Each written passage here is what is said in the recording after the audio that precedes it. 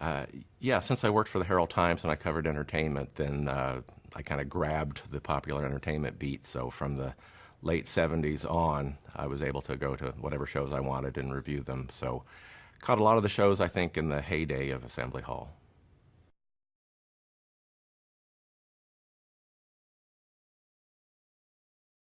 Yeah. The one that stands out in my mind that I think is maybe overlooked by a lot of people would be when Traffic played here with opening act Fairport Convention. And Traffic, I think, to this day is still an underrated band, that they were really fabulous during that era. And they had just recorded, they had disbanded and got back together and recorded 3 great albums in a row. And so they were at the peak, and they disbanded another year later. So they were at the peak of their career.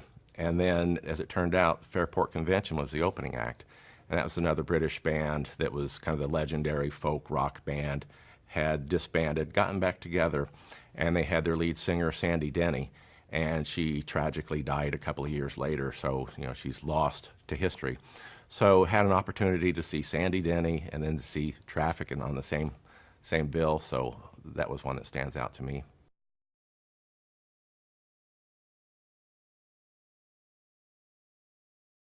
My favorite, I think, story about covering shows that I didn't necessarily care for, but the audience did, was Neil Diamond. And, it's the time especially I was just, not into Neil Diamond, but it was a sellout show. So I went, and I couldn't deny that everyone there loved it. Even when the disco ball went off and there's disco lights, everybody's standing and clapping and loving it. And I'm thinking, oh gosh, I'm not really into this. So my challenge was to write a review that reflected what the audience thought. So I thought I did a great job of saying they cheered this and they got on their feet for that. And I never said I liked it, but everybody there liked it. So who am I to say that it was a bad show if the people got what they wanted?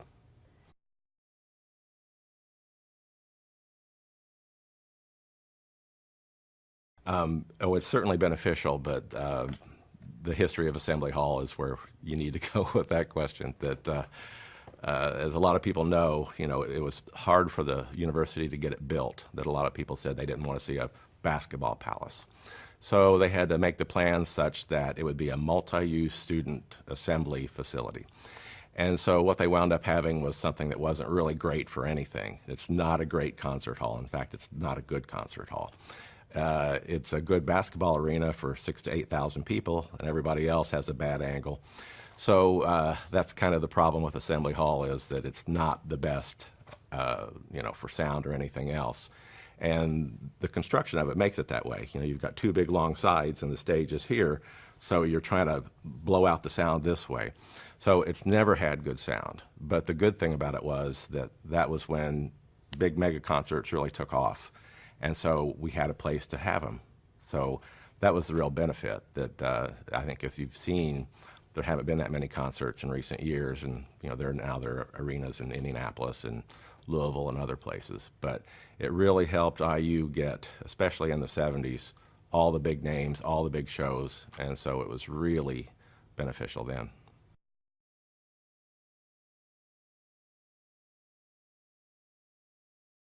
Well, you started off with, you had Elvis, and then you had Bob Dylan and the band, and then, my gosh, the Who, the Beach Boys, Grateful Dead, just about every big show. Elton John, right when his career really took off with Goodbye Yellow Brick Road, had I think it was October 7th, 1973 concert, and that was like all of a sudden he had exploded. So just about everybody that was big came through.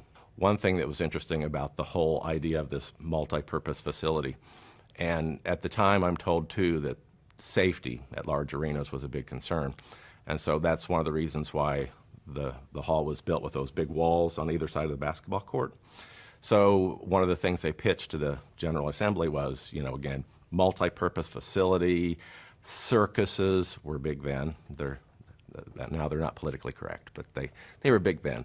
So one of the very first shows, I think, after Bob Hope and Petula Clark, was the Barnum and Bailey Circus. So the circus people hated it. They said, we'll never come back. This is the worst place we've ever played in our lives. And the reason was, the circus clowns, for example, they go out and they mingle with the audience, and they pull little stunts and so on. When they got out into Assembly Hall, they weren't looking at faces, they were looking at those walls on the side. So they absolutely hated it, said it was the worst place they ever played, and there was never another circus at Assembly Hall.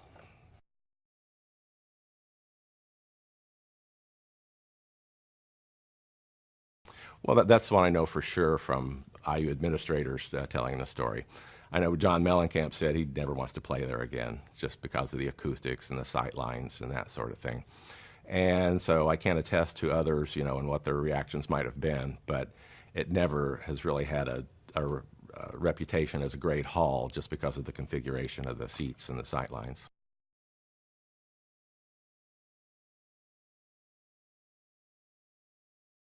Yeah, I know at least on a couple of occasions they tried to just play to one side of the house.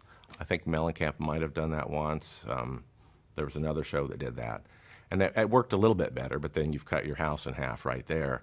And then you still have the balcony and the sight line problem. So no one's ever really been able to solve that. And I know sound engineers at the time too, it was kind of like the Bluebird in downtown Bloomington, that the only thing you could do with the place was to blast it out. So sometimes people complained that things were too loud, but in order to cancel out the overtones and everything else, they just had to turn everything up to 11.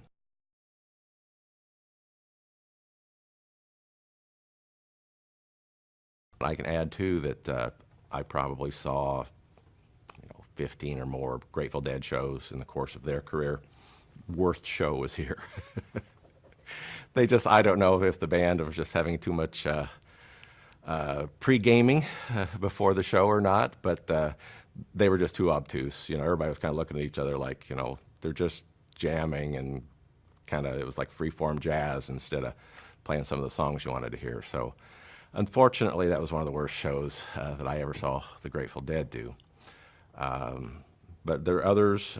Jethro Tull is another band that was really huge at the time, sold out stadiums, and they played here right at their peak, I think maybe 75. So they had done Aqualung, Thick as a Brick, Passion Play, which was a really great concept album. And so that was a really theatrical show that at the time, was really, cutting edge in terms of theatrics and rock music coming together.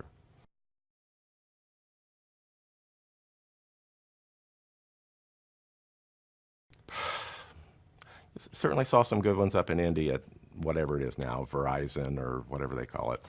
It was Deer Creek. They had some good shows there. I think maybe my favorite might have been at the Chicago Theater in Chicago, because that's when they had kind of tailed off from their initial popularity. So that place maybe seated 3,000 or something, I'm not sure. So it was a small venue, so to speak, for the Grateful Dead. So that was really nice not to be in a giant hall. So that might have been my favorite.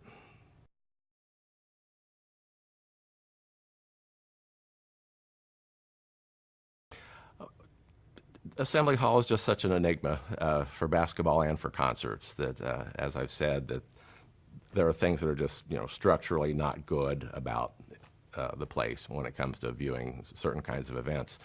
But just as it is with basketball, because of all the great concerts and all the great shows that we've seen there over the years, that it still holds a place in people's hearts, and it's a comfortable place to see a show. Certainly you're not sitting on bleachers, you're in nice theater seats.